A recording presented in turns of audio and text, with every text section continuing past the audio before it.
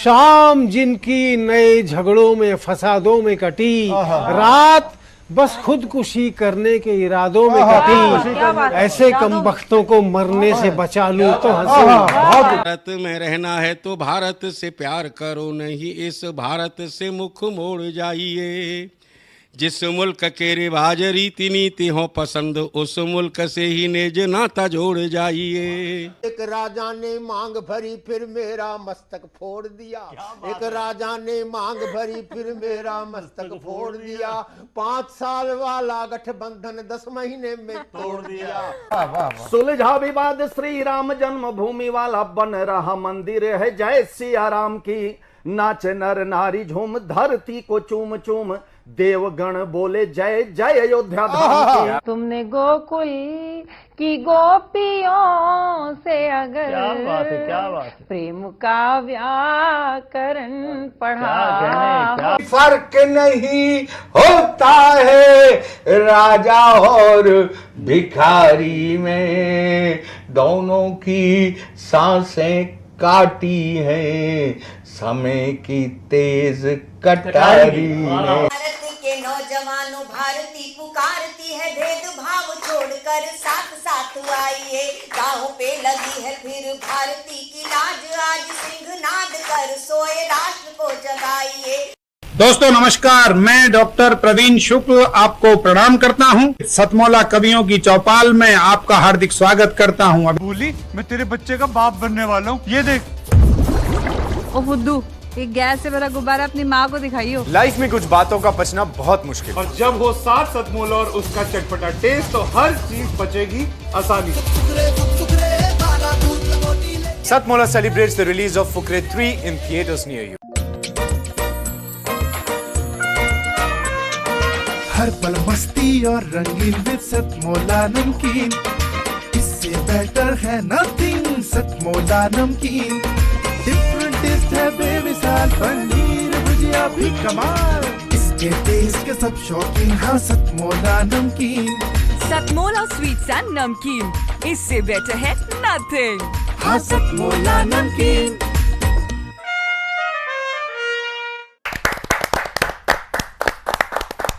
नमस्कार, सतमौला कवियों की चौपाल में आप सभी दर्शकों का हार्दिक स्वागत है। सतमौला कवियों की चौपाल आपकी अपनी चौपाल। सतमौला कवियों की चौपाल में आज बहुत ही हर्ष का विषय है, आनंद मंगल का विषय है कि आज हमारे एपिसोड में पधार रहे हैं देश की प्रमुख विभूतियाँ, जिसमें से हमारे बीच में उपस्थित है प्रोफेसर डॉक्टर संजय पासवान जी, पूर्व केंद्रीय मंत्री भारत सरकार और वर्तमान में आप विधायक हैं, राजनेता हैं और बहुत बड़े साहित्यकार हैं। हमारे साथ उपस्थित हैं आज सतमौला कवियों की चौपाल में देश की लब्ध प्रतिष्ठित कवित्री अल्पना सुहासिनी जी। अल्पना सुहासिनी जी, आप देश की लब्ध प्रतिष्ठित कवित्री होने के साथ साथ हरियाणवी फिल्मों की आप सुप्रसिद्ध लीड रोल निभाने वाली आप बहुत सफल नायिका हैं। जोरदार तालियों के साथ हम उनका स्वागत करें। अल्पना सुहासिनी हमारे बीच में उपस्थित हैं देश के लब्ध प्रतिष्ठित चर्चित गजलकार श्री राम अवतार बैरवा जी। राम अवतार बैरवा जी, काफ़ी समय से आप गज़लें लिख रहे हैं, गज़लें मंचों पे जाते हैं। मैं ऐसे चर्चित गज़लकार का हार्दिक अभिनंदन करता हूँ। अब मैं उनसे मिलवाने जा रहा हूँ देश के लब्ध प्रतिष्ठित हास्य व्यंग कवि, जिनका मेरा नाता कम से कम 30 वर्षों से भी पूर्व है, यानी कि हम युवा वय के साथी हैं। और उस समय महेंद्र अजनबी जी भी और हम भी अपने जुल्फें झटका के चला करते थे, जैसे फिल्म अभिनेत्री कमर मटका के चलती हैं, हम जुल्फें झटका के चला करते थे। उस टाइम के साथी महेंद्र अजनबी जी हमारे बीच में, जहाँ जोरदार ताली के साथ हम उनका स्वागत करते हैं। हमारे बीच में देश के चर्चित लाडले गीतकार, छंद और मुक्तक के राजकुमार, आप बहुत एक सिद्ध हस्ताक्षर हैं, युवा कवि हैं, चेतन नितिन खरे जी। जरा जोरदार ताली के साथ हम उनका स्वागत करते हैं। सतमोला कवियों की चौपाल में हम प्रारंभ करने जा रहे हैं देश के लब्ध प्रतिष्ठित हास्य व्यंग हस्ताक्षर, जिन्होंने अनेक अपनी रचनाओं के द्वारा समाज की समस्याओं को हास्य कविताओं के माध्यम से उठाया और उसका अपनी जब समापन करते हैं तो उसका रचना अपने समापन में उसका समाधान भी देते हैं समापन में। तो ऐसे चुटीले साहित्यकार हास्य कवि महेंद्र अजनबी जी का हम जोरदार ताली का स्वागत।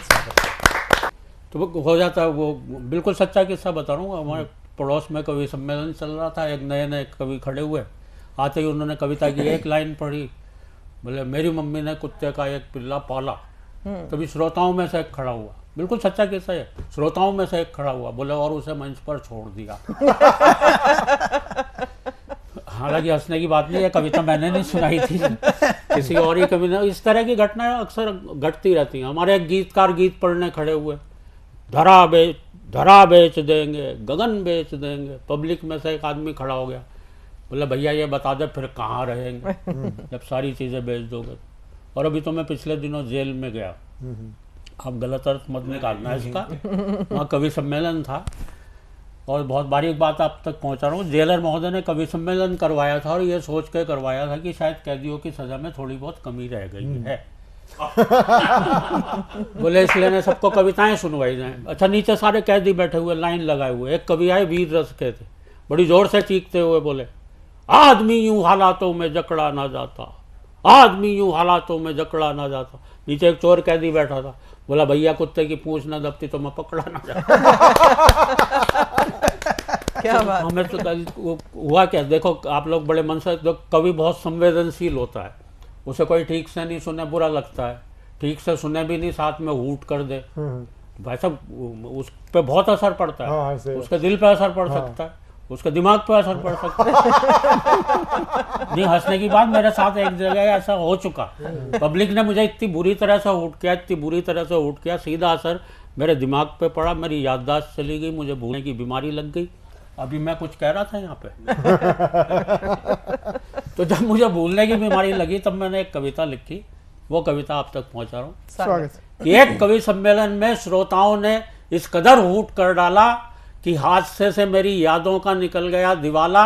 तब से बिना निमंत्रण के ही हर प्रोग्राम में पहुंच जाता हूँ। हालत इतनी खराब है, जहाँ भी लोगों की भीड़ जुटी दिखती है कवि सम्मेलन समझकर घुस जाता हूँ। हालत इतनी खराब है, जहाँ भी लोगों की भीड़ जुटी दिखती है कवि सम्मेलन समझकर घुस जाता। आज भी स्टूडियो में इसीलिए जहाँ भी लोगों की भीड़ जुटी दिखती है कवि सम्मेलन समझकर। कभी तो अपने स्कूल जाकर बच्चों को कविताएं सुनाने लगता हूँ, कभी मंच से ही श्रोताओं को हिस्ट्री पढ़ाने लगता हूँ। एक बार तो गजब बड़ा कर दिया, जो श्रोता लेट आए थे मैंने उन्हें कुर्सी पर ही खड़ा कर दिया। जो श्रोता लेट आए थे मैंने उन्हें कुर्सी पर ही खड़ा कर दिया। अपने बिगड़े हालात का ज़्यादा बयान क्या करना है, मुझे ये भी ध्यान नहीं रह पाता कि कितनी देर पढ़ना है। एक जगह तो मैं पढ़ता गया 1 घंटा 1.5 घंटा, श्रोता बोर हो गए। मैंने बाद में सबसे माफ़ी मांग ली, मैंने कहा माफ़ करना दोस्तों, आज मेरे हाथ में घड़ी नहीं थी। एक श्रोता खड़ा होकर बोला पीछे कैलेंडर लगा हुआ था, वही देख ले।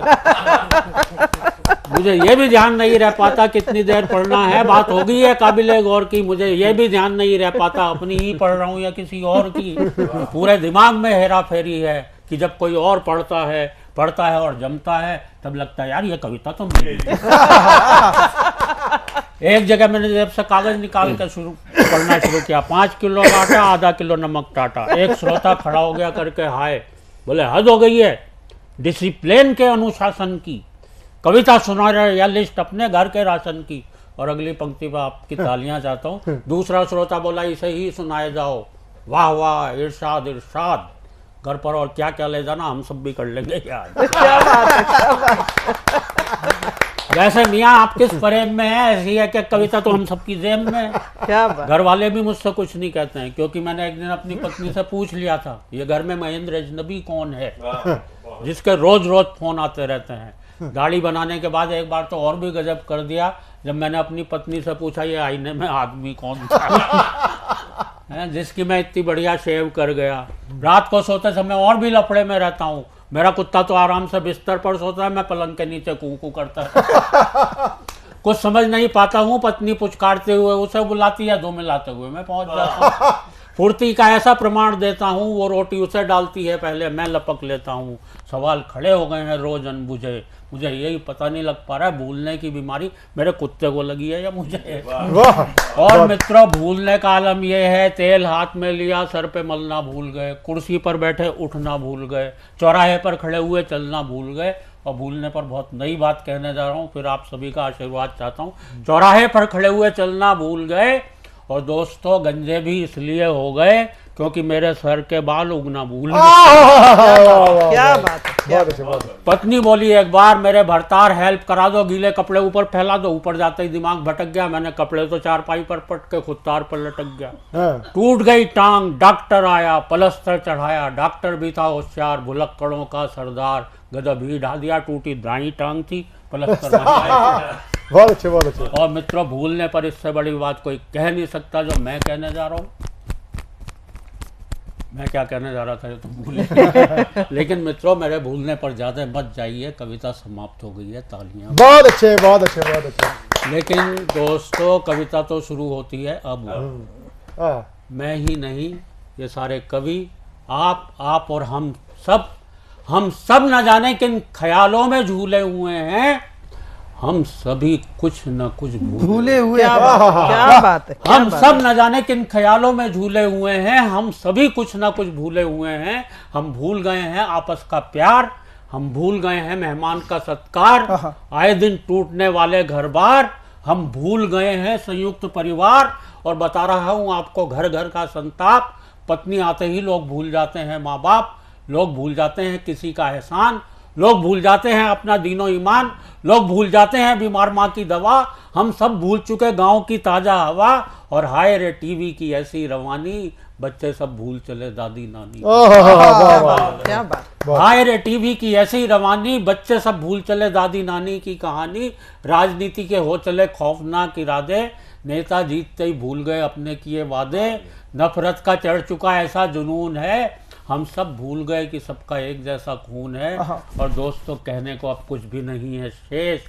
भूलों की इस भूल भुलैया में, भूलों की इस भूल भुलैया में हम सब भूलते जा रहे हैं अपना देश।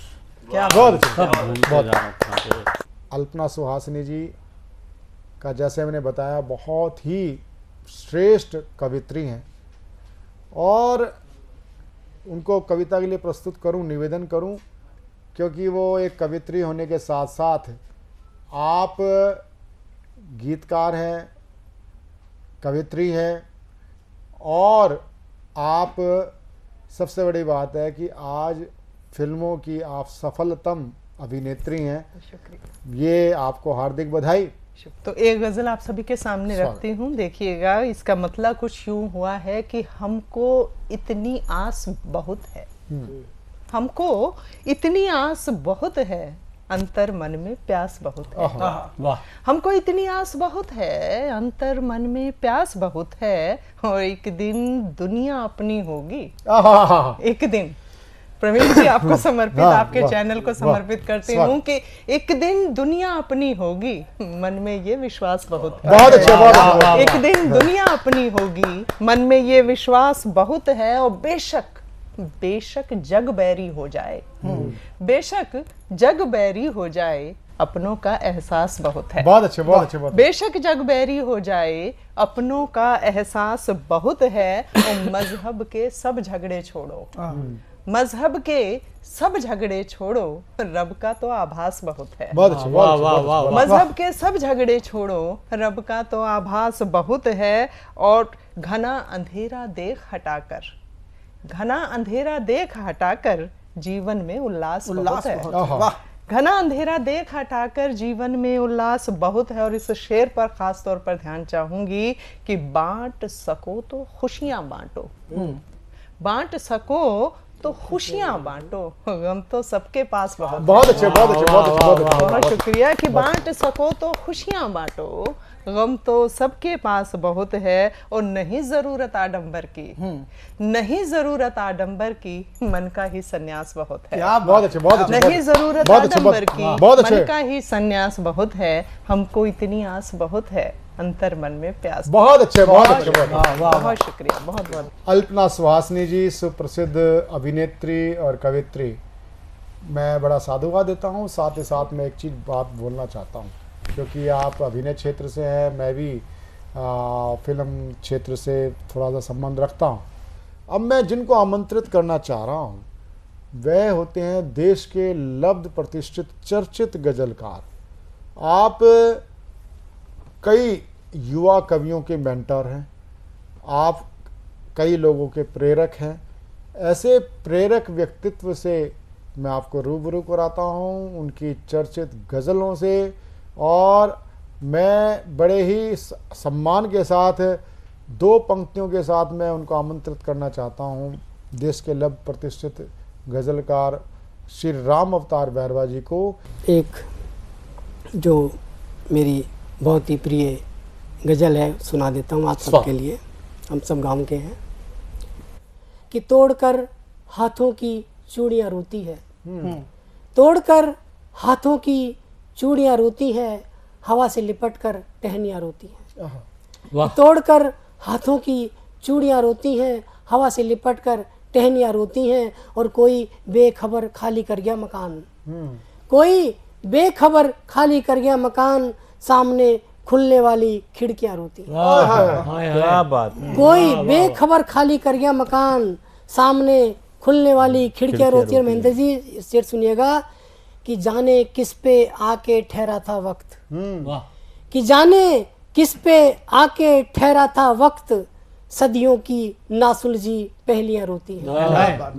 कि जाने किस पे आके ठहरा था वक्त, सदियों की नासुलझी पहेलियां रोती हैं, और एक दिन खुद में डूब गया दरिया, एक दिन खुद में डूब गया दरिया, बेलिबास बड़ी बड़ी मछलियां रोती हैं।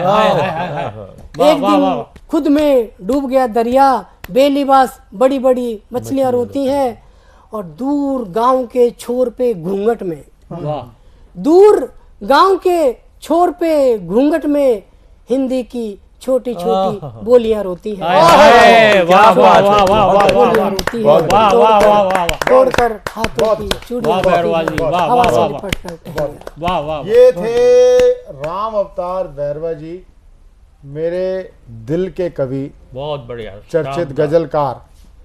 और मैं आमंत्रित करता हूं देश के लब्ध प्रतिष्ठित एक मुक्तक, गीत, छंदों के रचयिता, युवा हस्ताक्षर चेतन नितिन खरे।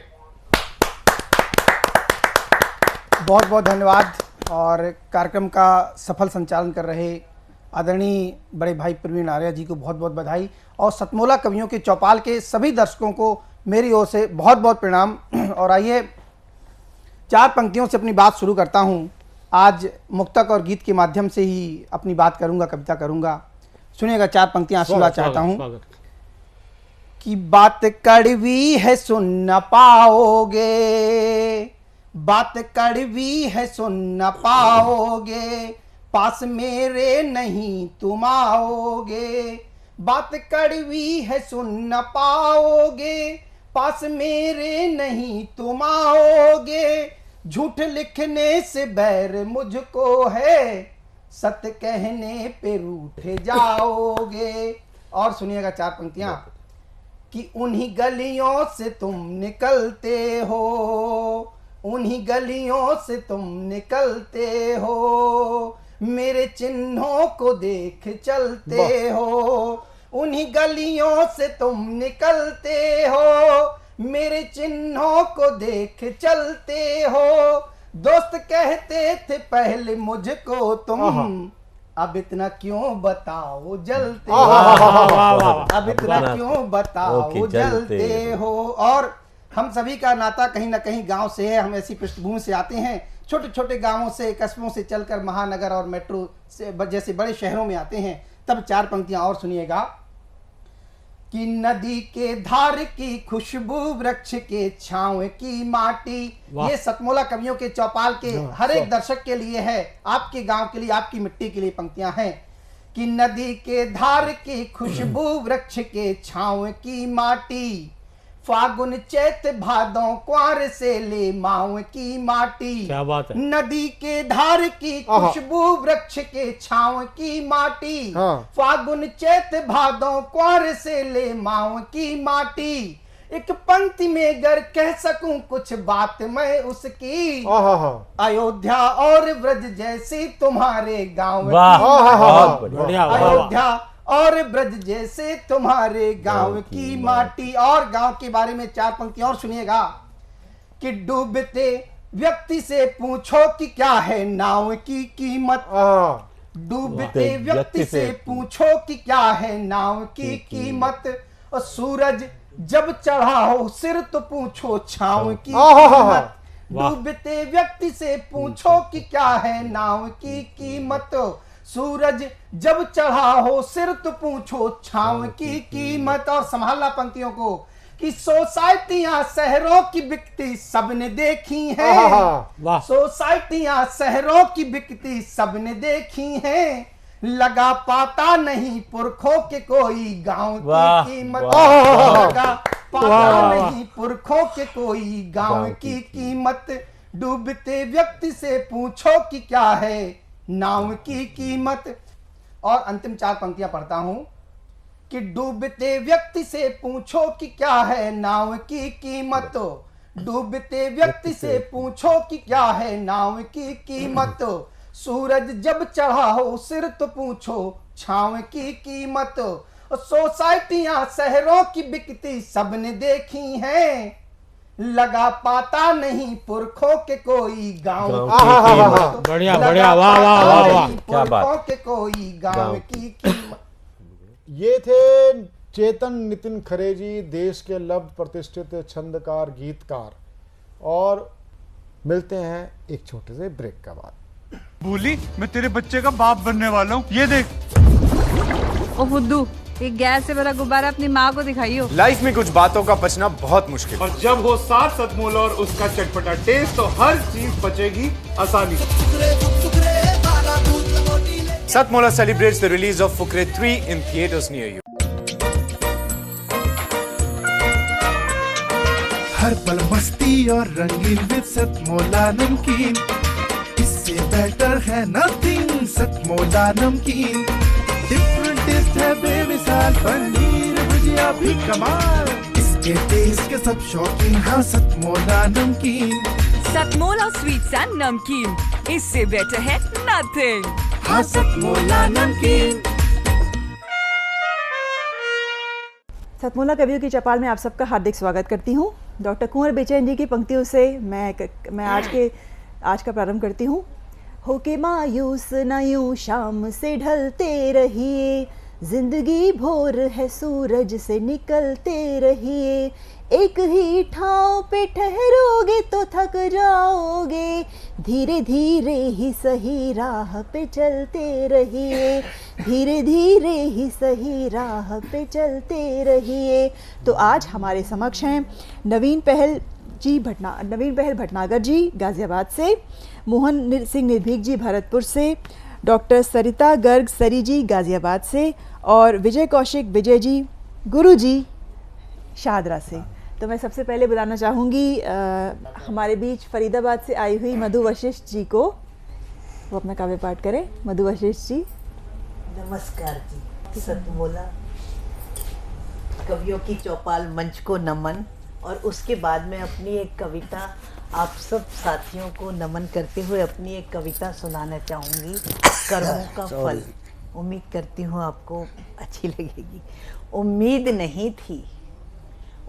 नहीं थी राजा दशरथ को कि रानी कैकेयी ऐसा वर भी मांगेगी। उम्मीद नहीं थी राजा दशरथ को रानी कैकेयी ऐसा वर भी मांगेंगी, अपने ही लाडले राम को वह वन में भेजना चाहेंगी। होनहार यह कैसा राजा दशरथ का मन डोला। अरे रानी फिर से तो सोचो ये तुमने क्या बोला। राजा गिड़गिड़ाते रहे, रानी तो चुप थी। राजा गिड़गिड़ाते रहे, रानी तो चुप खड़ी थी, बस वह तो अपनी एक ही बात पर अड़ी थी। होनहार ने देखो था कैसा जाल बिछाया, भरत शत्रुघ्न भी तो पास में ना थे, उनको भी तो था ननिहाल भिजवाया। साम दाम दंड भेद ये सब अस्त्र राजा ने प्रयोग करे। बोला भरत को राज्य में दे दूंगा, क्यों तू राम से वियोग करे। भाई होनहार को क्या मतलब, होनहार को क्या मतलब, राजा राम बने या कि भरत। काल तो रावण का आया था, काल तो रावण का आया था जिसने श्री राम को वन में बुलाया था। अब इस काल के कुचक्र ने ही तो रानी को भरमाया था। काल अपना काम कर गया, रानी कैकेयी को बदनाम कर गया। सही। पुत्र वियोग में मरना राजा दशरथ की भी तो नियति थी। पुत्र वियोग में मरना राजा दशरथ की भी तो नियति थी। रानी तो व्यर्थ ही कुचक्र में फंस गई, भला उसकी क्या गलती थी। देखकर तो ऐसा ही लगता है ना, देखकर तो ऐसा ही लगता है ना कि कथा यूं ही परिपूर्ण हुई। लेकिन कभी किसी ने सोचा है इसमें अनचाही और अनजाहिनी गलती रानी से कहाँ पर हुई।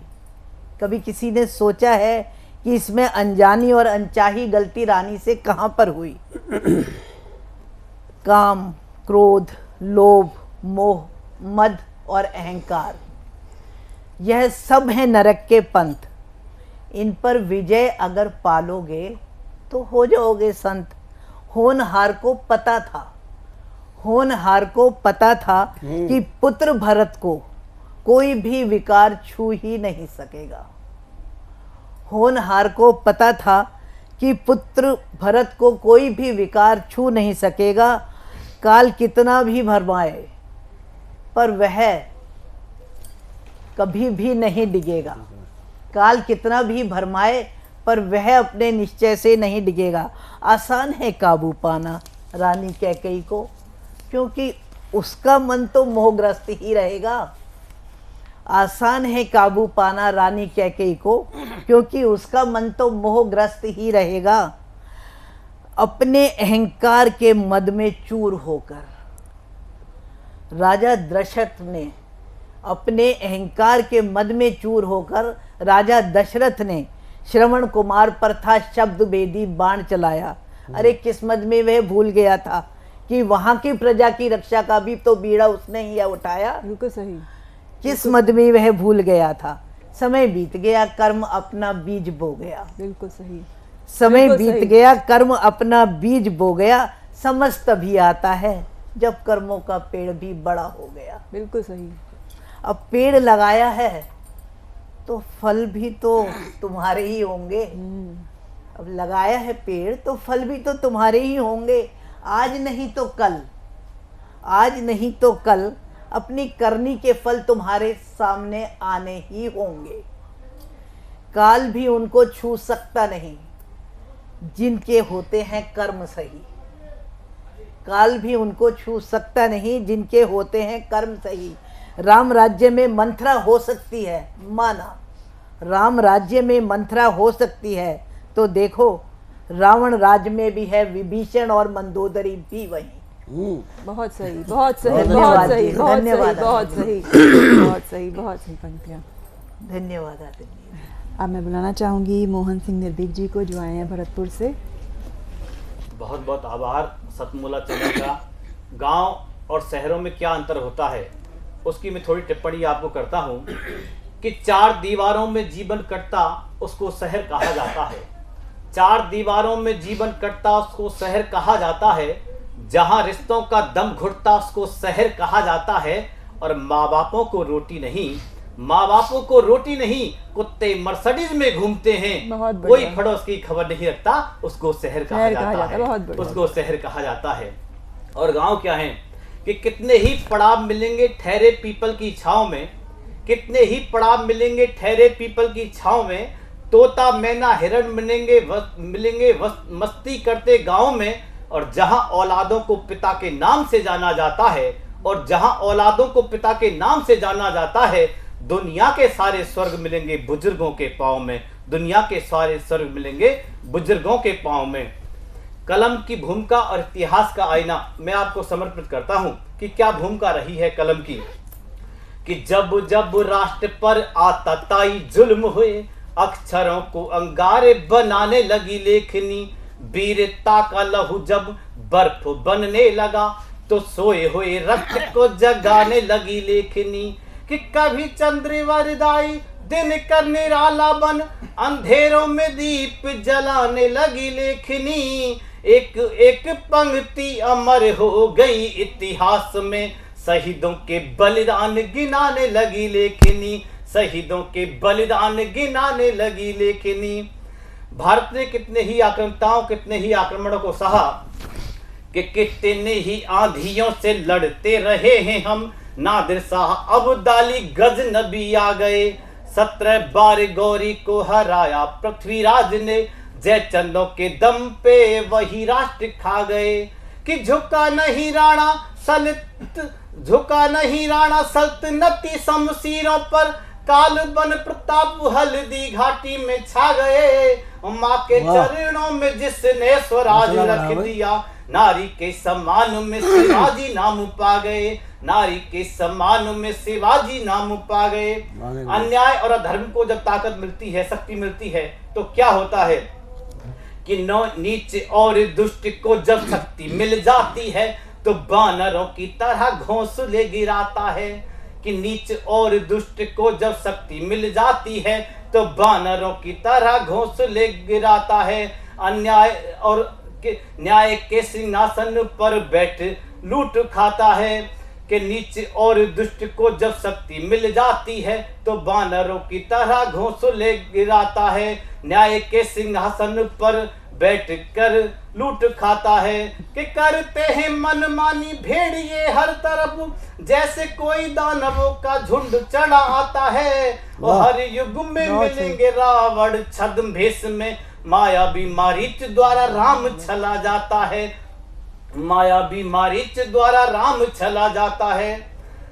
प्रतिज्ञा के नाम पर सत्य जब मौन होता है, निष्ठा के नाम पर जब सत्य मौन होता है, तो क्या होता है कि अंधेरे में सूरज का मौन खलता रहेगा। कितने ही भीष्म द्रोण कर्ण मारे जाएंगे, अंधेरे में सूरज का मौन खलता रहेगा। भीष्म द्रोण कर्ण जैसे वीर मारे जाएंगे। विरोध गर ना किया तुमने जटायु वाला, तो मर्यादा के कितने पंख उखाड़े जाएंगे। कि सत्ताओं का भोग तो भोगते रहेंगे चतुर, हमारे आपसी संबंध विगाड़े जाएंगे। और दृढ़ रहो अड़गे रहो सत्य निष्ठा के प्रति, कितने ही राम घर से निकाले जाएंगे, कितने ही राम घर से निकाले जाएंगे। बहुत सही, बहुत अच्छी पंक्तियां। मैंने भी एक व्यंग्य रचना लिखी है इसी पे। मेरे आपने राम और राम की बात की, रावण की बात की। मेरी एक व्यंग्य रचना तो काफ़ी लंबी है। मेरा बस यही कहना है कि राम और रावण में फ़र्क क्या है। दोनों के नाम र से ही हैं। हम राशियों को मानते हैं, हम राशियों को मानते हैं। हम मानते हैं कि दोनों के नाम र से हैं। र से राम है, र से रावण है, स से सीता है, स से शूर्पणखा है, द्रौपदी है, दुर्योधन है। लेकिन मेरी भाषा में, मेरे मान्यता के अनुसार जो सही वो राम, जो गलत वो रावण। तो अब मैं बुलाना चाहूँगी हमारे मध्य आए हुए वशिष्ठ उपाध्याय जी को, जिनका नाम है वामन। बड़ा विचित्र नाम है। ये दिल्ली से हमारे मध्य आए हैं, तो आपका स्वागत है। चलिए, सभी को प्रणाम है और प्रवीण जी का बहुत बहुत आभार। मैं पहली बार अभी कविता पाठ करने आया हूँ आप लोगों के समक्ष। कुछ अगर गलतियाँ हो या त्रुटियाँ हो या जो भी है, भाव अगर ना हो तो उसके लिए क्षमा प्रार्थी रहूँगा। हम भाव देखेंगे, गलतियाँ नहीं। नहीं, ठीक है। Be positive. माहौल काफ़ी अभी सीरियस चल रहा है, सोच रहा हूँ थोड़ा सा कुछ हल्का फुल्का कर दिया जाए माहौल को। नोक झोंक पत्नी की है। एक दिन मेरी पत्नी बोली, सुन मेरे कोतवाल। एक दिन मेरी पत्नी बोली, सुन मेरे कोतवाल, मेरी बात नहीं मानी तो कर दूंगी बवाल। कर दूंगी बवाल अगर कोई साथ में आया, याद करेगा कौन घड़ी में किसका साथ निभाया। कबहू नहीं लिपस्टिक पाउडर काजल तेल ले आए, कुर्ता धोती चप्पल पहने, मुंह में पान दबाए, मुंह में पान दबाए, रोज बाजार को जाएं। जब हम कबहू करी फरमाइश, बतिया रोज बनाए। हम घर भीतर चूल्हा फूंकी, तुम घूम करो प्रधानी। घर में नहीं चवन्नी, आए कहाँ से दाना पानी। एक दिन बांध के घर के अंदर काम कराऊं घर का, झाड़ू पोछा बर्तन कपड़ा धोए चला के नलका, और धोए चला के नलका काम कुछ होवत नहीं। तब बोले सरताज समझ कुछ आवत नहीं। मिलकर काम करें दोनों, सुख दुख में साथ निभाएंगे। तुम हो मेरी सुरीली मैना, मिलकर गाना गाएंगे। आगे चमचागिरी पर तुम समझो मैं समझूं तुमको, जिम्मेदारी ले लो। साथ में दोनों खाना खाएं, साथ में झूला झूलो। और क्या, साथ में झूला झूलो, पति पत्नी का रिश्ता पक्का। जीवन में हम साथ चले जैसे साइकिल का चक्का, जैसे साइकिल का चक्का। बहुत बहुत बढ़िया। चलिए, एक किसान के ऊपर है, एक थोड़ा सा अवधी भाषा का एक गीत है, लिखा है। किसान की अपनी थोड़ी बेबसी भी है, जो भी है। पहनब सोने कई झुलनिया, हमई गढ़ाई दा बलमू। पहनब सोने कई झुलनिया, हमई गढ़ाई दा बलमू। पहले कहा कि गेहुआ बेचब, पूरा करब सपनवा। तू तो हमारी प्राण प्यारी, पूरा होए कहनवा। हमहू बतिया मान के बैठे, गिन गिन काटे दिनवा। कहिया जा बई संग बजरिया, हमें गढ़ाई दा बलमू। पहनब सोने कई झुलनिया, हमें गढ़ाई दा बलमू। सही है बेटा, सही लग रहे हो। मेड़बंदी कर पानी भर के, मेड़बंदी कर पानी भर के, किए रोपाई धान। अब की इच्छा पूरी होए, घर चाहिए भगवान। हरियर खेती देखी देखी के, ललचई मोरा मनवा। झुलनी संग में ले बैसरिया, हमें कढ़ाई दा बलमू। पहनब सोने कई झूलनिया, हमें गढ़ाई दा बलमू। हम घर भीतर रूठ के बैठे, आए पियवा जैसे। खेती में कुछ बचई न पावत, होई गुजारा कैसे। और भारी मन से पियवा बोले, अब ना होए खेती। जाई के कर बहु कहीं, जाई के कर बई कहूँ चकरिया, हमें गढ़ाई दा बलमू। पहनब सोने कई झूलनिया, हमें गढ़ाई दा बलमू। हाथ पकड़ के हंस के बोली, तुम ही मोर गहनवा। साज श्रृंगार तबई सोहे, जब संग में रहे सजनवा। और अन्न कदनवा हीरा मोती, भर के रखब तिजोरिया। दोनों मिलके करब किसनिया, हमें गढ़ाई दा बलमू। दोनों मिलके करे किसनिया। बढ़िया, शानदार। दोनों मिलके करे किसनिया। चांद पहुंच गए, लेकिन ये सच्चाई है सर ना, ये भी जरूरी है। तुम पत्नी के साथ बैठे हुए, बहुत बढ़िया बात। ठीक से पहनब सोने के झुलनिया, हमें गढ़ाई दा बलमू। हाँ जी, देखो ऐसे पकते। धन्यवाद, धन्यवाद पंडित जी। बहुत बहुत धन्यवाद आप सबका। वामन अवतार की धन्यवाद। अब मैं बुलाना चाहूँगी आप हम सबके मध्य विजय कौशिक विजय जी को, जो गुरु जी के नाम से हम सबके बीच प्रसिद्ध हैं, जो हमारे बीच शाहदरा से आए हैं। गुरु जी हम सबके बीच। पहले सभी भाइयों को आदर के साथ, सम्मान के साथ यथायोग्य नमन। आपको नमन। सत्यमोला के लिए आशीष, ये ऐसे प्रोग्राम कराते रहे। मेरा प्रवीण अनुज है, उसके लिए भी आशीष। मैं माँ पे रचना सुनाऊंगा। पहले 2 लाइन सुनाता हूँ कि पढ़े लिखने वाला कोई और है, लिखवाने वाला कोई और।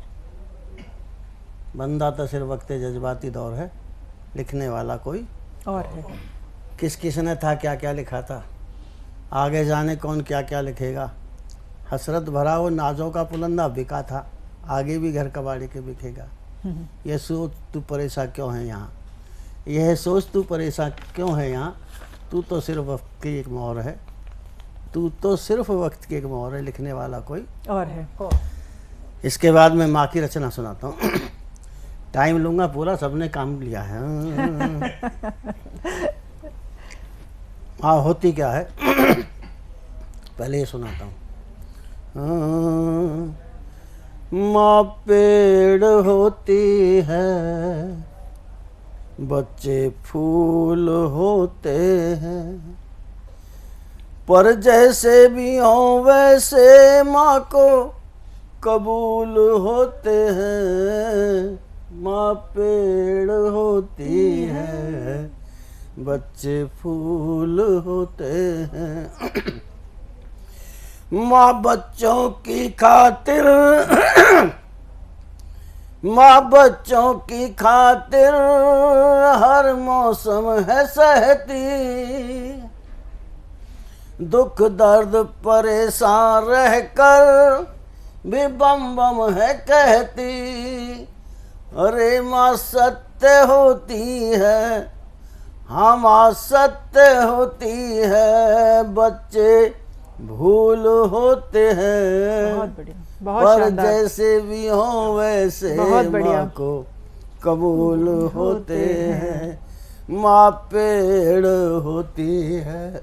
दूसरा बंद है। माँ ने कितने पतझड़ देखे, ये बच्चे क्या जाने।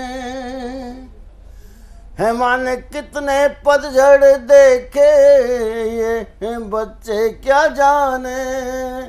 वो कितने नालायक होते जो माँ को न माँ माने। अरे माँ करुणा होती है, अजी माँ करुणा होती है, बच्चे सूल होते हैं। बहुत बढ़िया। पर जैसे भी हो वैसे माँ को कबूल होते हैं। माँ पेड़ होती है। तीसरा बंद। हाँ, माँ सृष्टि की जननी, माँ देवों की माता, माँ रिद्धि से दिदाता, माँ वेदों की गाथा। हाँ, माँ सृष्टि की जननी, माँ देवों की माता, माँ रिद्धि सिद्धि दाता, माँ वेदों की गाथा। अरे माँ अंबर होती है, अजीमा अंबर होती है, बच्चे तूल होते हैं। पर जैसे भी हो वैसे माँ को कबूल होते हैं। बहुत बढ़िया, माँ बहुत पेड़ शानदार। होती है। चौथा बंद। फूल होते हैं। घर सुख वैभव चाहो, ये नसीहत है, सुन लो पंडित जी। तुम शक्ति को जानो, घर सुख वैभव चाहो, तुम शक्ति को जानो। माँ परम प्रेम पूरन, माँ भक्ति को मानो। माँ परम प्रेम पूरन, माँ भक्ति को मानो। अरे माँ सागर होती है, अजी माँ सागर होती है, बच्चे भूल होते हैं। पर जैसे भी हो वैसे माँ को कबूल होते हैं। माँ पेड़ होती है, बच्चे फूल होते हैं। एक लास्ट मंत्र। और माँ क्या होती है? हाँ, और माँ मंत्र बड़ा प्यारा, माँ माँ कह कर भज लो। माँ मंत्र बड़ा प्यारा, माँ कह कह कर भज लो।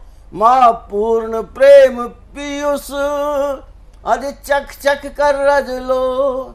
माँ पूर्ण प्रेम पीयूष, अजय चक चक कर रज लो, माँ धरती होती है, अरे माँ धरती होती है, बच्चे धूल होते हैं, पर जैसे भी हो वैसे माँ को कबूल होते हैं, माँ पेड़ होती है, बच्चे फूल होते हैं। 2 लाइन सुना के एक बंद सुना के छोड़ता हूँ माँ की ही। माँ होती तो है, ये तो मैंने बता दी, पर क्या नहीं होता।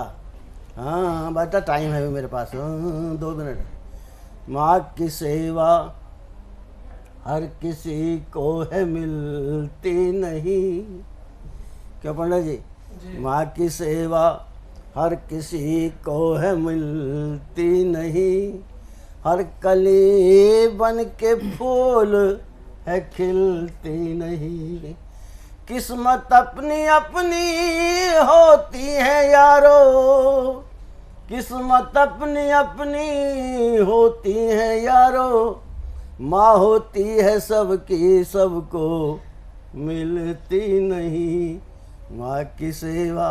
इसका पहला बंद कि वो घर है जहन्नुम देखो इस जहां में, जो रहते नहीं माँ की पनाह में, और पनाह माँ की सबको है झिलती नहीं, हर कली बन के फूल है खिलती नहीं, माँ होती है सबकी सबको मिलती नहीं।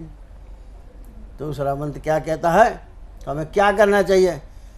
हाँ वो खुश हैं अभी जिनकी माँ जिंदा है, कि साक्षात माए त्रिदेव नुमाइंदा है, वो खुश हैं अभी जिनकी माए जिंदा है, साक्षात माए त्रिदेव नुमाइंदा है, और माँ के आगे होती किसी की है कोई गिनती नहीं, हर कली बन के फूल है खिलती नहीं। अंतिम बंद कहता हूँ, तो हमें करना क्या है कि अब अपने अपने घर और खुद को देखो। हम क्या कर रहे हैं अपने माओ के साथ नसीहत के लिए, कि अब अपने अपने घर और खुद को देखो, माँ परम पद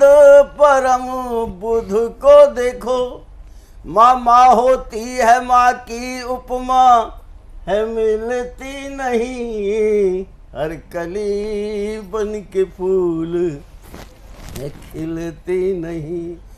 आखिरी संबंध के विजय कौशिक विजय सदा माँ का परवाना रहा, विजय कौशिक विजय सदा माँ का परवाना रहा, माँ के प्यार का जी वो सदा दीवाना रहा, और माँ से बढ़कर कृपा जग में है कोई मिलती नहीं, माँ की सेवा हर किसी को है मिलती नहीं।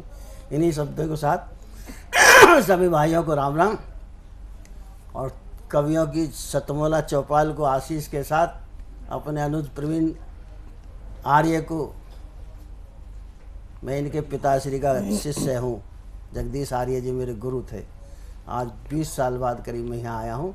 इन्हीं शब्दों के साथ सभी आपको नमन करते हुए पुनः वाणी को राम बोलो, जय सिया राम। बहुत बहुत धन्यवाद आपका, बहुत शानदार कविता आपने साथ नहीं दे रहा था। बहुत शानदार, बहुत शानदार। इसके शब्द देखो, बहुत मैंने आप सुना। बुलाना चाहूँगी नवीन पहल भटनागर जी गाजियाबाद से। धन्यवाद। चंद पंक्तियों से शुरुआत करता हूँ। स्वागत है। कि फुर्सत तो है फुर्सत के पल नहीं, हसरत तो है हसरतों के हल नहीं, यूं ही दौड़ रहे हैं हम दुनिया की भीड़, बेमानी तो है लेकिन बसर नहीं, जानता हूँ एक दिन मिट जाएंगे कदमों के भी निशान, जानता हूँ एक दिन मिट जाएंगे कदमों के भी निशान, बेमानी तो है लेकिन फिर भी बसर नहीं। बहुत बढ़िया, बहुत बढ़िया। अपनी कविता पर आता हूँ। मेरी कविता का शीर्षक है तलाश। आज के इस परिवेश में कुछ पंक्तियाँ लिखी हैं, आपकी दाद चाहूँगा जहाँ जहाँ आपको अच्छा लगे। शुरुआत करता हूँ कि ढूंढता है आदमी कुछ वजह फिजूल सी, जिंदगी जुनून सी, तलाश है सुकून की। जोड़ने की होड़ सी, पीछे छोड़ने की दौड़ सी, मैं ही मैं की धुन यहाँ बज रही गली गली। मैं ही मैं की धुन यहाँ बज रही गली गली। है सामान शौक के खूब इस बाज़ार में, है सामान शौक के खूब इस बाज़ार में, नकद चाहें खरीद ले मिल रहे उधार में। और आदमी को चाहिए क्या, आदमी को चाहिए क्या, खुद उसे पता नहीं। मखमली हैं बिस्तरे और नींद है बेजार सी, मखमली हैं बिस्तरे और नींद है बेजार सी। और आगे देखिएगा कि 56 भोग यहाँ सज रहे, ढोल ताशे बज रहे। 56 भोग यहाँ सज रहे, ढोल ताशे बज रहे। किसी भी पार्टी में जाइए देखिएगा बहुत सारे पकवान हैं, गीत संगीत बज रहा है, तो उस पर लिखा है कि 56 भोग यहाँ सज रहे, ढोल ताशे बज रहे, जिसे भी आज देखिए दिखावटों पे मर रहे। तो जुबां के जायके यहाँ जिगर के बहुत पास हैं, जुबां के जायके यहाँ जिगर के बहुत पास हैं। और इसलिए हकीम वैद सब के लिए दोस्त बहुत खास हैं। बहुत बढ़िया। खून मीठे हो रहे, जिगर में दर्द सो रहे। खून मीठे हो रहे, जिगर में दर्द सो रहे। आप सभी जानते हैं कि भारत जो है बीपी और हृदय रोग और शुगर की बीमारियों से त्रस्त है और दुनिया की कैपिटल बनता जा रहा है। तो उस पर लिखा है कि खून मीठे हो रहे, जिगर में दर्द सो रहे, जुबां पे रख के चाशनी फिर भी जहर बो रहे। हम जा रहे हैं चांद पे, हम जा रहे हैं चांद पे, तरक्की खूब हो रही। हम जा रहे हैं चांद पे, तरक्की खूब हो रही, दिलों के रास्ते मगर अभी तलक मिले नहीं। और अगली पंक्तियां हैं, आजकल इंटरनेट का ज़माना है तो उस पर लिखा है कि नया ये अजब दौर है, नया ये अजब दौर है, दुनिया के नए तौर हैं, घर में बात हो ना हो, नेट पे पूरा जोर है। आगे पेश करता हूँ कि इश्क, इश्क फ़कत खेल है, जिस्मों का फ़कत मेल है। इश्क यहाँ खेल है, जिस्मों का फ़कत मेल है, और फैशनों के दौर में रंगे वफ़ा बेमेल है, रंगे वफ़ा बेमेल है।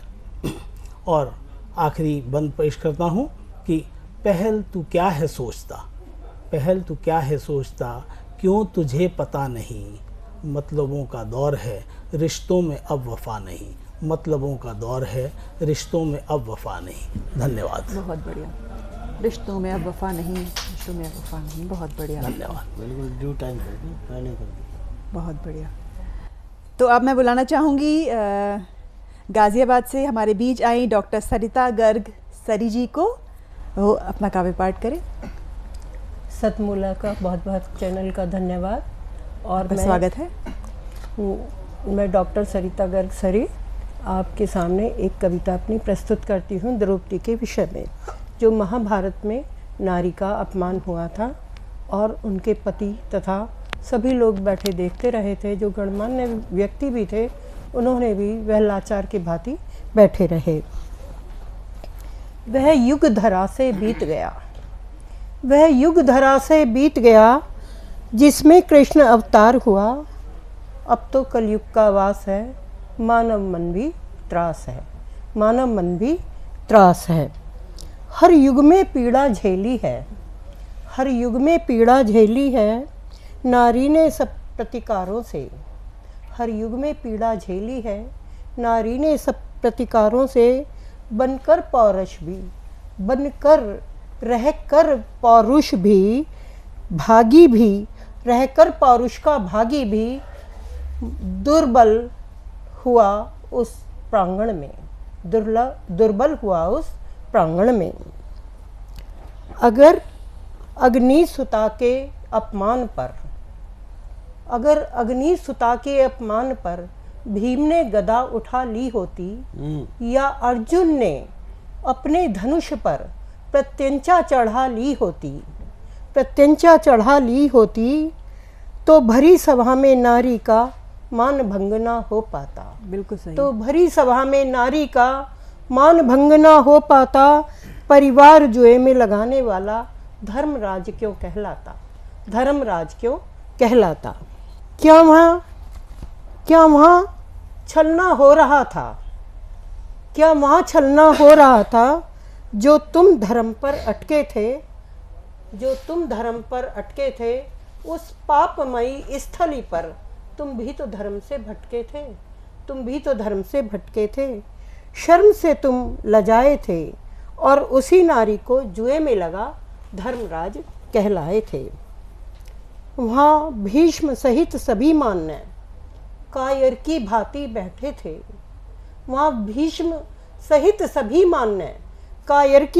बैठे थे। उस शरण मांगती नारी की सहायता में नपुंसक से बैठे थे। जब केश खुले तो नारी के शोषण दृष्टि भवक उठी। फिर रक्त की प्यासी नारी की वो क्रोध ज्वाला धधक उठी। कर दिया समर्पित भगवन को उसने ही लाज बचाई थी। बाकी तो दुष्ट दमनकारी दुष्टों ने सभा सजाई थी। जो इतनी पीड़ा सह सकती है तुम उसको अबला कहते हो। वह अबला नहीं सबला नारी है जो जन्म की पीड़ा सह सकती है। नमस्कार। बहुत बढ़िया, शानदार। वो अबला नहीं सबला है जो जन्म की पीड़ा सह सकती है। अब हम उस चरण में चलते हैं, कार्यक्रम के अंतिम चरण में। कार्यक्रम में आज हम मिलने जा रहे हैं लब्ध प्रतिष्ठित साहित्यकार, सुप्रसिद्ध साहित्यकार professor doctor Sanjay Paswan ji. Doctor Sanjay Paswan ji, आप अटल बिहारी वाजपेयी सरकार में आप केंद्रीय मंत्री रहे। आप वर्तमान में आप बिहार विधान परिषद के आप सदस्य हैं और प्रमुख साहित्यकार हैं। और आपने अनेक जीवन के छात्र जीवन से आपने उतार चढ़ाव देखे हैं। आप भाजपा में भी कई जिम्मेदारियां रही और आपका एक नाम बहुत तेज तर्रार सांसद के रूप में जाना जाता रहा है। आप तेज तर्रार केंद्रीय मंत्री रहे हैं। मैं सतमोला कवियों की चौपाल की ओर से आपका हार्दिक अभिनंदन करता हूं। हमारे साथ में उपस्थित हैं अखिल भारतीय साहित्य परिषद दिल्ली प्रदेश के पूर्व महामंत्री और प्रचार विभाग के इंद्रप्रस्थ संवाद केंद्र पत्रिका के टोली के सदस्य श्री मनोज शर्मा जी। अब मैं जिनसे आपको मिलवाने जा रहा हूं वह है देश के लब्ध प्रतिष्ठित इतिहासकार डॉक्टर प्रमांशी जयदेवा। आप पटना से हैं। आप वहाँ महाविद्यालय में आप शिक्षण कार्य में आप लगे हुए हैं। साथ ही साथ आप हमारी भाभी भी होती हैं, अर्थात आप प्रोफेसर डॉक्टर संजय पासवान जी की धर्मपत्नी हैं। मैं आपका अपने शो में हार्दिक स्वागत करता हूं। हमारे बीच में उपस्थित हैं श्री अक्षय कुमार अग्रवाल जी। आप सतमोला कवियों की चौपाल के आप मानद निदेशक हैं और इन प्रस्तुत साहित्य भारती में आप कोषाध्यक्ष का काम देखते हैं। मैं आपका भी हार्दिक अभिनंदन करता हूं। और अब मैं जिनको आमंत्रित करना चाह रहा हूं, मैंने उनका पूर्व में परिचय भी दिया। उनका नाम होता है professor doctor Sanjay Paswan ji. Doctor Sanjay Paswan ji को मैं आमंत्रित कर रहा हूं। आप अपने पहले मन की बात करें, फिर मैं आपसे कुछ प्रश्न करूंगा। तो मैं बड़े ही आदर के साथ आमंत्रित करता हूं प्रोफेसर डॉक्टर संजय पासवान जी को। जी, आप सब दर्शकों को बहुत बहुत धन्यवाद, आभार है कि मैं कितना इस प्रोग्राम के प्रति उत्सुक था कि मेरी तबीयत खराब 5-6 दिन चल रही है, लेकिन फिर भी मैंने कहा कि प्रवीण जी ने आमंत्रण दिया है तो मुझे चलना ही चाहिए, और मैं इनसे परमिशन थोड़ा मांग के कि मैं थोड़ा पहले आ जाऊंगा। और जिन कवियों से मेरा मिलना हुआ और जिन कवियों को मैंने सुना, भले ही उनका नाम कम हो, लेकिन उन सबों में जो भाव देखा हमने, जो भावनाएं देखी हमने देश के प्रति, राष्ट्र के प्रति, समाज के प्रति, जो बदलाव की भावनाएं देखी हमने, और अद्भुत लगा मुझे। और इन लोगों को अगर कहा जाए कि नवोदित हैं, नव अंकुरित हैं, ये मैं नहीं मानूंगा, बल्कि उनमें अंकुरण हो चुका है, स्फुरण हो चुका है। और उनको सुनने के बाद ऐसा लगा, मुझे तो बड़ा अंदाज़ा नहीं था कि इतने काबिल लोग भी गांव देहात में, देखा मैंने मध्य प्रदेश से लोग आए हुए हैं, हमारे यूपी पूर्वोत्तर यूपी से आए हुए लोग हैं, देखा मैंने राजस्थान से लोग आए हुए हैं। तो ऐसे लोग इकट्ठे हो रहे हैं। मुझे लगता है कि इन तमाम मेधावी लोगों को, मेधावी कवियों को एक साथ एकत्रीकरण की ज़रूरत है, और एकत्रीकरण से कैसे एकीकरण हो, इस काम में भाई प्रवीण जी लगे हुए हैं और हमारा साहित्य परिषद लगा हुआ है। एकत्रीकरण से एकीकरण हो, ध्रुवीकरण न हो, इसीलिए ये बड़ी बात हो रही है। मुझे लगता है कि एक बड़ा प्रयास चलेगा तो निश्चित तौर से ऐसे इन कवियों में से किसी को राजभाषा पुरस्कार मिलेगा, किसी को पद्मश्री अवार्ड मिलेगा, कोई कुछ और करेगा, या कोई कविता लिख के खुश होगा और उस समाज में बदलाव होगा। इसलिए मुझे लगता है कि ऐसे कार्यक्रम करने से निश्चित तौर से एक समाज में बदलाव होता है। और जो कॉन्फिडेंस दे रहे हैं, हमने देखा कि आप एक दुपट्टा ही दे रहे हैं उन कवियों को, उन कवित्रियों को, तो वह लेने के लिए जो एक भाव जगा हुआ है उनके मन में कि सम्मान मिल रहा है, मुझे लगता है ये बड़ा काम साहित्य परिषद, साधना चैनल और भाई प्रवीण जी कर रहे हैं। इसीलिए ऐसे कार्यक्रम करने से निश्चित तौर से सबका मनोबल बढ़ता है और देश में एक ताकत बनती है। मैं आपकी पूरी टीम को, भाई प्रवीण भाई, बधाई देता हूं कि आपने एक बड़ा महत्वपूर्ण काम इस मौके पर उठाया है। और आज जब देश में प्रधानमंत्री जी, एक ऐसा प्रधानमंत्री जो देश को नंबर 1 बनाने में लगा हुआ है, आइए हम सब मिल करके कैसे कविता के माध्यम से, कविता भी एक विधा है, इस विधा से कैसे सामाजिक छटपटाहट से बाहर निकल सकते हैं, एक अच्छी नैरेटिव कर सकते हैं। ये कविता के माध्यम से एक अच्छा खासा हम लोग सामाजिक समरसता के, सामाजिक समता के, सामाजिक रूपांतरण के जो नैरेटिव कर सकते हैं, उसका काम करने का काम प्रयास कर रहे हैं भाई हमारे प्रवीण जी। मेरी पूरी शुभकामना, शुभाशीष है, इसलिए मैं आ भी गया।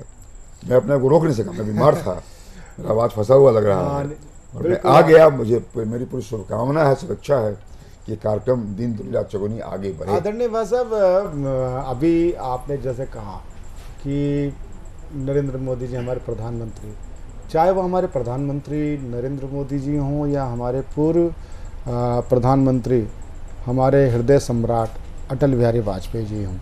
अटल बिहारी वाजपेयी जी तो स्वयं में एक बहुत श्रेष्ठतम कवि थे।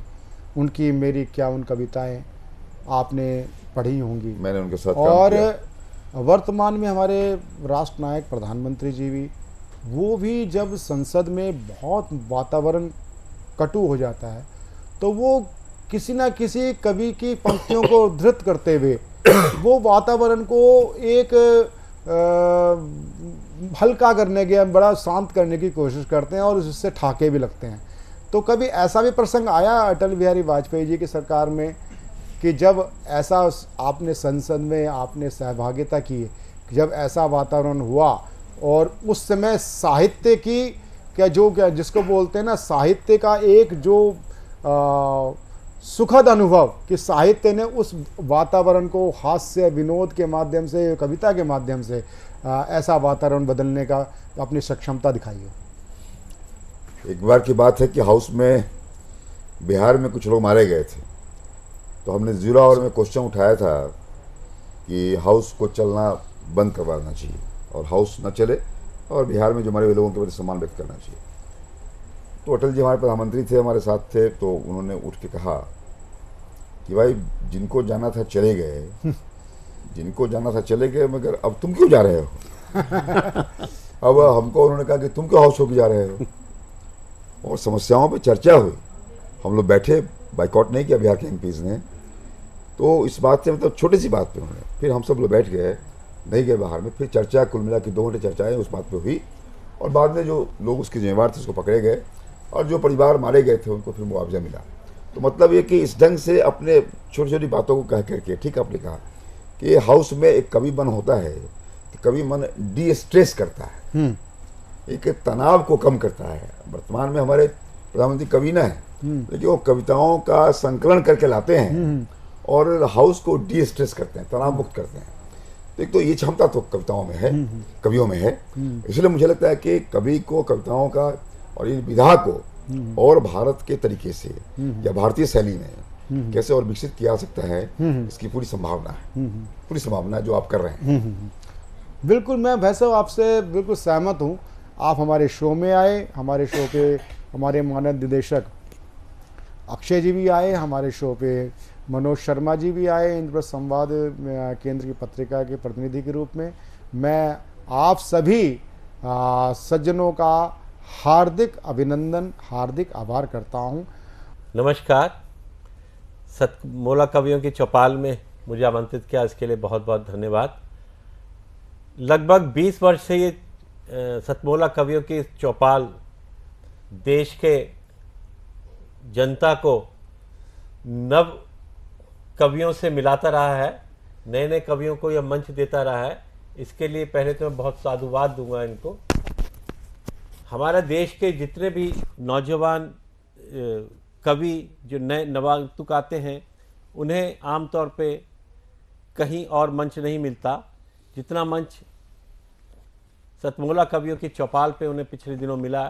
देश में बहुत बड़े बड़े हस्ताक्षर आज सतमोला कवियों की चौपाल से निकल के देश के सामने आए हैं और अपना एक अलग पहचान बना के रखी हुई है। दीपावली का मौका आ रहा है, मैं सतमोला कवियों की चौपाल में जो अब तक रहा है, मैं चाहूँगा और दिन रात प्रगति करें। जैसे दिया, माटी का एक दिया रात में प्रकाश दिखाता है, इसी प्रकार सतमोला कवियों का चौपाल एक देश में पूरे देश को एक प्रकाशित करता रहेगा। इससे जुड़े हुए जो भी श्रोता हैं, हमारे नए कवि और देश की जनता, हमारे सैनिक भाई भी इनको सुनते हैं, उनको भी पूरा संदेश जाता है। यहाँ जो भी कवि हमने पहले भी सुने और आज भी जिनको सुनते हैं, हास्य हो, व्यंग हो, अंत में जो संदेश देते हैं देश के लिए, समाज के लिए, उन पे यदि हम अमल करना शुरू कर दें तो मैं मानता हूं कि साहित्य में, कविता के क्षेत्र में और देश की प्रगति के क्षेत्र में जो काम ये सतमोला कवियों को चौपाल का मंच कर सकता है, शायद बड़े बड़े नाम जो आज के दिन में हैं वो इतना नहीं कर पाएंगे। मैं बहुत बहुत साधुवाद देता हूं। हम जो विद्यार्थी हैं, अपने जो देश में पढ़ रहे हैं बच्चे, उनमें से विद्यालयों से जो स्कूल में से निकलते हैं, वहाँ उनकी जो प्रतिभा का प्रदर्शन होता है, मैं उनको संदेश देना चाहूँगा कि यदि आप में जो प्रतिभा है कविता की, गीत की, हास्य व्यंग की, कहानी कहने की, चाहे किसी भी भाषा के हों, वो इस मंच से संपर्क करके अपना तो करेंगे ही और देश के लिए भी एक आदर्श प्रस्तुत कर सकते हैं। इसी के साथ मैं दीपावली की बहुत बहुत शुभकामनाएं सारे देशवासियों को इस मंच के माध्यम से देना चाहता हूं। धन्यवाद। नमस्कार दोस्तों, मैं अनिल मित्तल, चेयरमैन सतमोला ग्रुप। मैं जैसे आप सब लोग जानते हैं कि 2004 के अंदर मैंने सतमोला कवियों की चौपाल आरंभ करा परवीन आर्य जी के साथ मिलके। तो हमारा उद्देश्य दोस्तों यही था कि जो आज ये काव्य पाठ है, जो ये बुद्धिजीवी वर्ग जो ये सुंदर काव्य पाठ हम लोग करते हैं, तो वो धीरे धीरे आज के ज़माने में लुप्त ना होता जाए। जो आज मॉडर्नाइजेशन चल रहा है, जितना टीवी पे हम और भी चीज़ें बढ़ती जा रही हैं, तो ये ना हो कि हमारी पुरानी जो ये एक संस्कार थे, पुरानी सभ्यता थी, कविता पाठ था, वो धीरे धीरे ये लुप्त होता जा रहा था। तो इसीलिए हम दोनों ने मिलकर 2004 के अंदर सतमोला की कवियों की चौपाल आरंभ करी, जिसके अंदर हम ऐसा प्लेटफॉर्म देते रहे हैं जिसके अंदर नए से नए कवि, जो भी कवि काव्य पाठ उसमें करना चाहे उसका स्वागत करते हैं हम लोग, उन्हें मौका देते हैं नए नए कवियों को। और आप लोगों से यही निवेदन है कि जो भी, चाहे आप पहली बार काव्य पाठ करते हैं तो आप सतमोला कवियों की चौपाल के प्लेटफॉर्म पर आएँ, आप लोगों का स्वागत है। उसके अंदर आप अपनी मौलिक कविताओं को सुनाएं, उनके अंदर जो भी कमी होगी तो हमारे पुराने जो एक्सपीरियंस कवि हैं वो उनको सुधारेंगे। और आपको और इम्प्रूव करने की कोशिश करेंगे। आपसे निवेदन है कि सतमोला कवियों की चौपाल में आएँ और अपना काव्य पाठ करें। सतमोला कवियों चौपाल की ओर से निवेदन करना चाहता हूँ, यदि आप भी कवि हैं, बाल कवि हैं या बाल कवित्री हैं, या आप 60 साल के भी नामांकुर हों, बड़े मैं वेदना के साथ कहना चाहता हूँ, 70 साल के जो कवि हैं, श्रेष्ठ कवि हैं, आज भी उनको मंच उपलब्ध नहीं हो पाता और टीवी प्लेटफॉर्म तो हो ही नहीं पाता। ऐसी चीज़ में, अगर ऐसी परिस्थितियों में सतमोला कवियों की चौपाल एक आपके लिए संजीवनी है। सही मायने में आपके लिए ये एक आशा की किरण है। और मैं ज़रूर ये चाहता हूँ कि आप हमारे टीवी शो के साथ जुड़ें। टीवी शो में जुड़ने का एक बहुत अच्छा एक माध्यम है कि आप हमारे कार्यक्रम के लिए 5 वर्ष के सदस्य बने।